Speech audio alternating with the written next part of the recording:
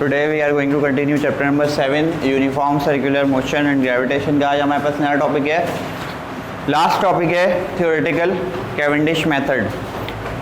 अच्छा, सबसे पहले बता दूं कि कैवेंडिश मेथड से जो वैल्यू फाइंड की गई थी वो कैपिटल जी की जो यूनिवर्सल गैस कांस्टेंट कहलाता है। ठीक है, किसकी वैल्यू फाइंड की गई थी? Capital ji.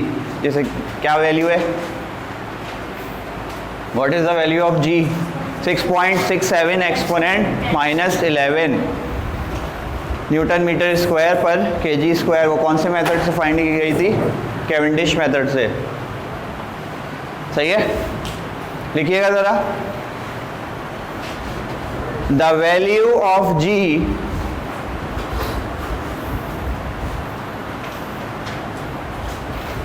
was determined by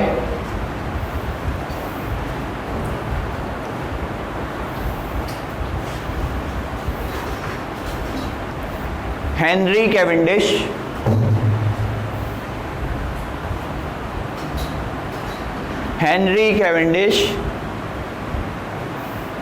in 1798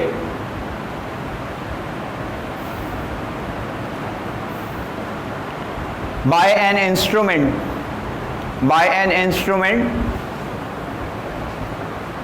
called in 1798 by an instrument called Cavendish balance. एक इंस्ट्रूमेंट इन्होंने बनाया था जिसे क्या कहा जाता है? Cavendish balance. एक में लार्ज स्फीयर रखा जाता है, एक में स्मॉल स्फीयर रखा जाता है, और फिर देखा जाता है कि किस ग्रेविटी से, किस फोर्स से जो है वो बैलेंस उन मासेस को क्या कर रहे हैं, अपनी तरफ, नीचे की तरफ अट्रैक्ट कर रहे हैं। ठीक है, तो ये मेथड इन्होंने अप्लाई किया था to find the value of ji.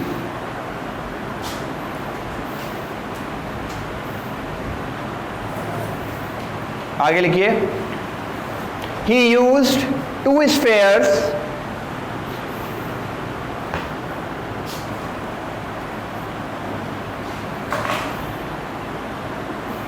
one of larger amount capital M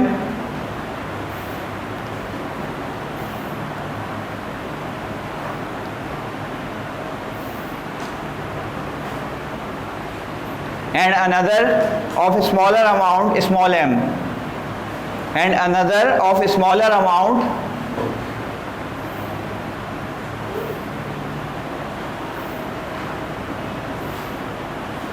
छोटा वाला m बनाइएगा, full stop। they are placed at some distance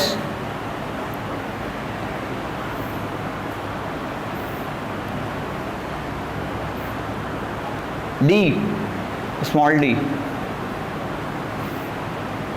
ठीक है, इसमें डिस्टेंस का फैक्टर भी आ जाएगा कि दोनों स्फीयर्स के दरमियान क्या डिस्टेंस है। ठीक है, अच्छा, अब होता ही है बेटा कि जब दोनों इस मासेस को जो है वो बैलेंस में रखा जाता है तो एक टॉर्क प्रोड्यूस हो जाता है, एक एंगल प्रोड्यूस हो जाता है। ठीक है, दोनों के दरमियान क्या प्रोड्यूस हो जाता है? एक एंगल प्रोड्यूस हो जाता है। अब जाहिर सी बात है कि जितनी ज़्यादा फोर्स होगी उतना ही ज़्यादा वो मूव करेगा और उतना ही ज़्यादा उसका क्या प्रोड्यूस होगा? एंगल प्रोड्यूस होगा। इसका मतलब है कि force of attraction is directly proportional to the torque produced. जितना टॉर्क प्रोड्यूस होगा उतना ही ज़्यादा इसके अंदर क्या होगा? फोर्स लगाया जाएगा। जाहिर सी बात है, जितना ज़्यादा फोर्स होता है उतना ही ज़्यादा आपके पास क्या प्रोड्यूस होता है? टॉर्क प्रोड्यूस होता है। ठीक है, तो लिखिए अगली लाइन पे लिखिए, the force of attraction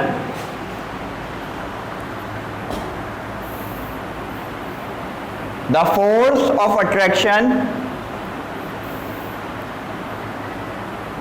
is directly proportional to the torque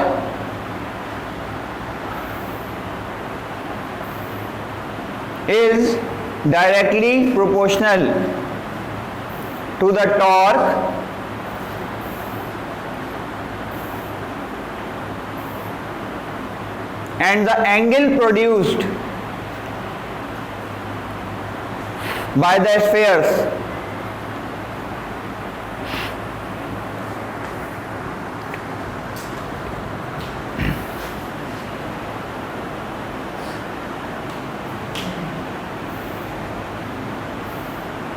ठीक है। मैथमेटिकल वर्किंग करें हम। According to Newton's law of gravitation लिखिएगा, according to Newton's law of gravitation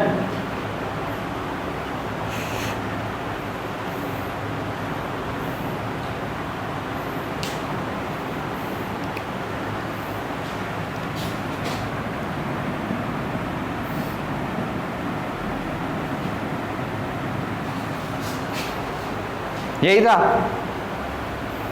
यही ड्राइव किया था। अब देखिए हमने जो दो मासेस यूज किए हैं वो कौन कौन से हैं, कैपिटल एम और, सही है, एक का कैपिटल एम रेडियस है, एक का मास जो है वो कैपिटल एम है, और एक स्फेयर का m2 जो है वो क्या है, स्मॉल एम है, जो कि मैंने लिखवाया है। ठीक है, अब इसमें अगर मैं डिस्टेंस का फैक्टर भी ऐड कर दूं तो ये इक्वेशन मेरे पास किस तरह से बन जाएगी,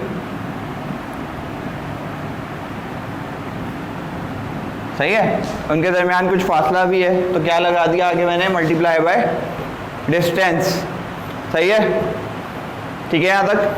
अब एक चीज़ बोली गई है कि जो फोर्स ऑफ अट्रैक्शन है वो किसके बराबर है, डायरेक्टली प्रोपोर्शनल टू एंगल, है ना, टॉर्क और एंगल। तो ऐसे लिख सकते हैं F is directly proportional to theta, theta क्या होता है आपका, एंगल होता है। F की जगह में ये वैल्यू डाल सकता हूँ, GMM multiply by D upon R square, F बराबर S के, तो F की जगह हम ये वैल्यू डाल देंगे,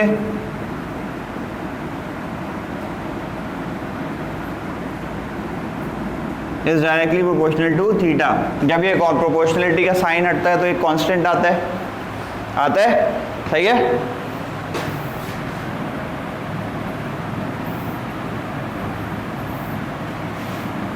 यहाँ जो कांस्टेंट यूज करते हैं हम C मीन्स कैवेंडिश, सही है। आर स्क्वायर बेटा यहाँ डिवाइड हो रहा है, वहाँ जाके क्या हो जाएगा, मल्टीप्लाई हो जाएगा। GMMD is equal to C theta into R square, ठीक है। ये दोनों यहाँ पे, तीनों यहाँ पे मल्टीप्लाई हो रहे हैं, मैं इनको नीचे शिफ्ट कर दूंगा, क्या हो जाएंगे, डिवाइड हो जाएंगे। तो इक्वेशन बन जाएगी G is equal to C theta R square upon M and किसकी वैल्यू आ गई,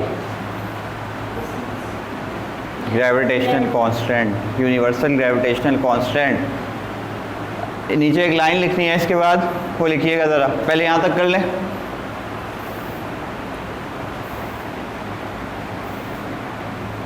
बाद में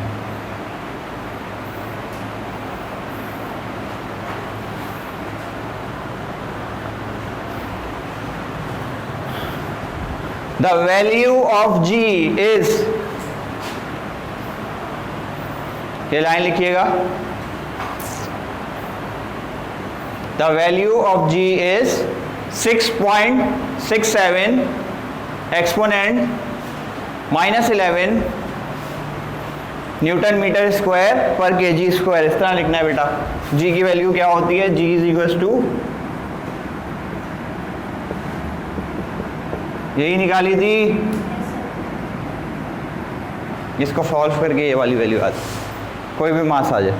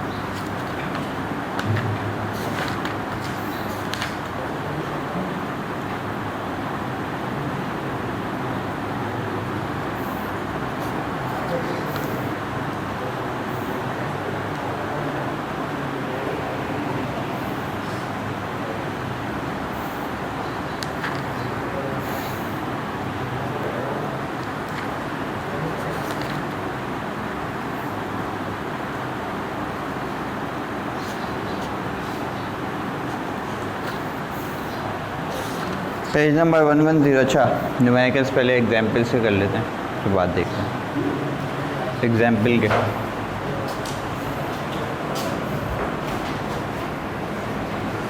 पेज नंबर 110 पे देखिएगा, पहली एग्जाम्पल आपको दी हुई है।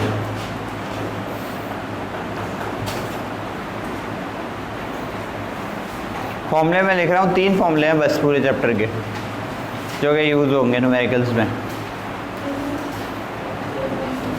110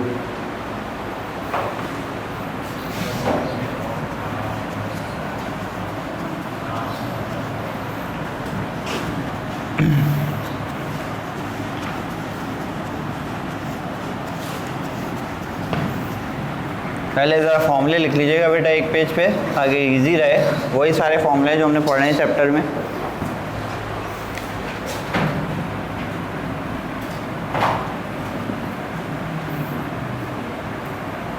सेंट्रीपिटल एक्सीलरेशन बराबर है v²/r, सेंट्रीपिटल फोर्स बराबर है mv²/r, और फोर्स ऑफ ग्रेविटेशन जब 2 मास दिए हुए हों तो कौन सा फॉर्मूला लगता है, Gm1m2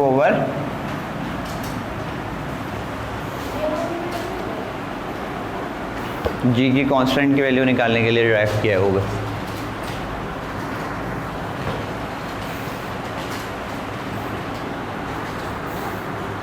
example number 7.1 and page number 110। ठीक है, पहली एग्जाम्पल मेरे पास मौजूद है यहाँ पे। ये 3 फॉर्मूले हैं बेटा बस, centripetal force, centripetal acceleration and force of gravitation, force of attraction और रिपल्शन।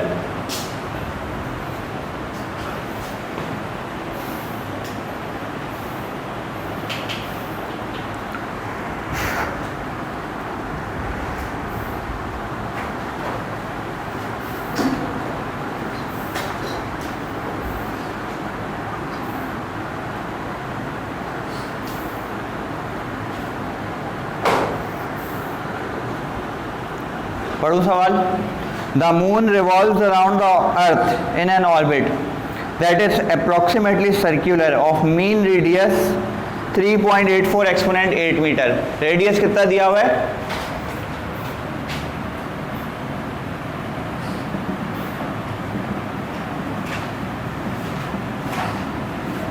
ये रेडियस है, सही है। The speed of moon is 1022 metre पर सेकेंड। स्पीड कितनी है, वेलोसिटी,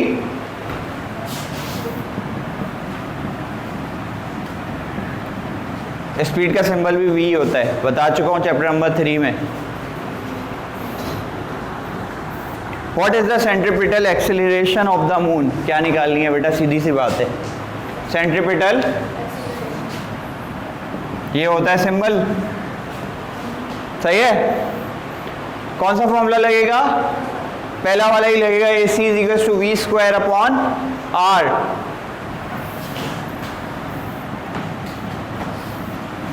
ये है सिंपल सी चीज।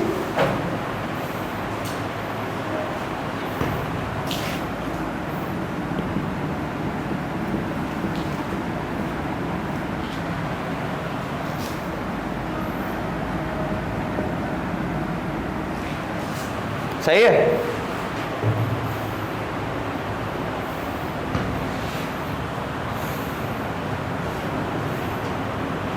AC = v²/r।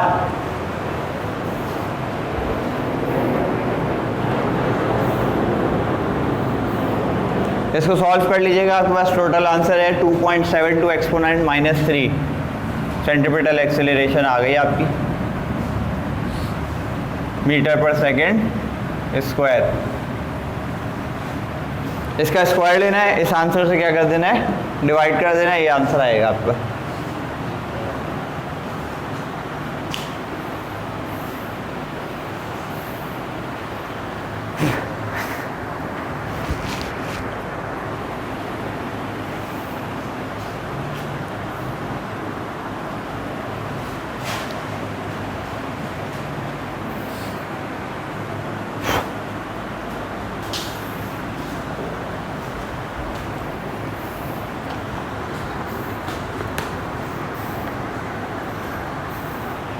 ये कर लें, फिर आगे बताता हूँ।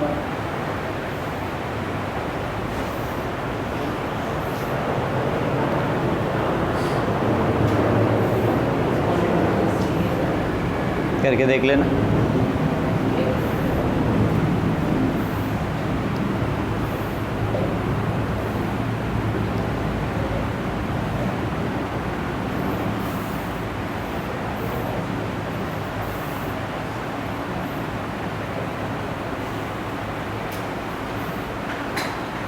बुक से सवाल लाजमी उतार लीजिएगा बेटा।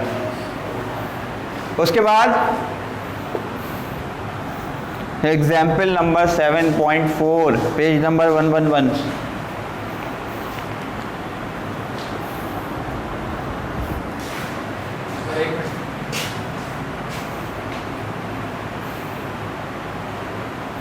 मैं हेडिंग डालूँ 1 मिनट तब तक।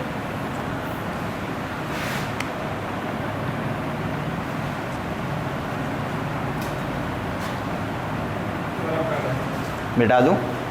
सबने कर लिया?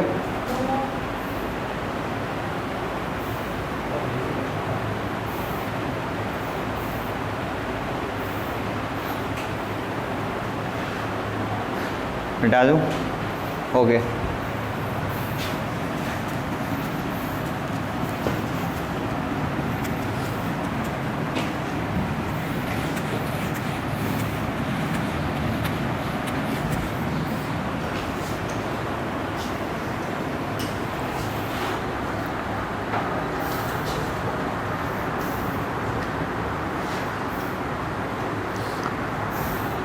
A car of mass 1500 kg। 7.4 example है, पेज नंबर 111। एक कार है जिसका मास कितना है 1500 kg।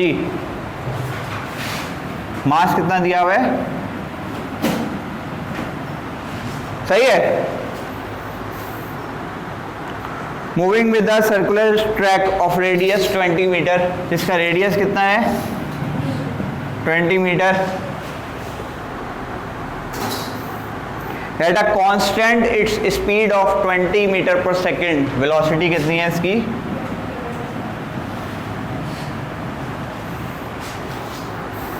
Find the centripetal force required. अब यहां पे क्या निकालनी है? Centripetal force.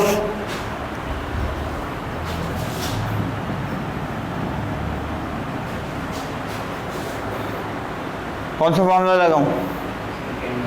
सेकेंड वाला, F C is equal to M V square upon are.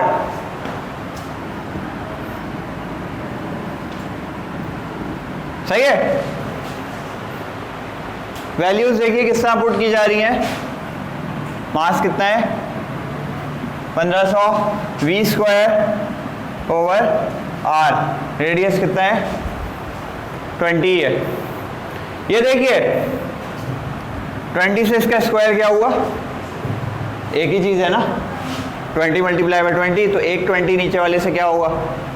Cancel out हो जाएगा। दोनों को मल्टीप्लाई कर दें। 1500 मल्टीप्लाई बाय 20 कितना आ गया? 30,000।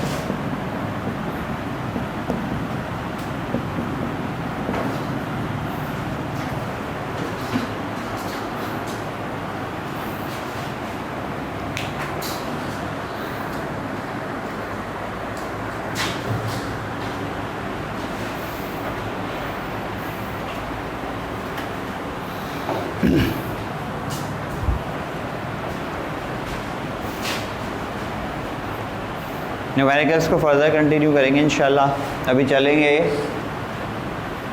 नेक्स्ट क्लास में।